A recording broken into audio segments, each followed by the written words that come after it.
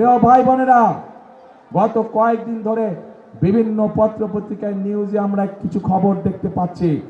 ওই যে যারা নতুন জালেম হিসেবে আবির্ভূত হয়েছে, ওই যে যাদেরকে বাংলাদেশের মানুষ গুপ্ত হিসাবে চিনে, আমরা দেখেছি কিভাবে তাদের লোকজন বিভিন্ন জায়গায় ভুয়া সিল ছাপাচ্ছে।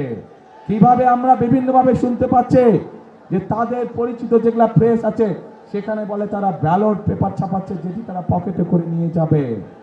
প্রিয় ভাই বোনেরা, শুধু তাই নয়, আমরা এর মধ্যে বিভিন্ন জায়গায় দেখেছি, বিশেষ করে নিরীহ মা বোন যারা আছে তাদের কাছে গিয়ে তারা এনআইডি নাম্বার দিচ্ছে, তাদের কাছে গিয়ে তারা বিকাশ নাম্বার নিচ্ছে। প্রিয় ভাই বোনেরা, এই গুপ্তের দল, এই জালেমের দল বলে তারা নাকি সৎ মানুষের শাসন কায়েম করবে।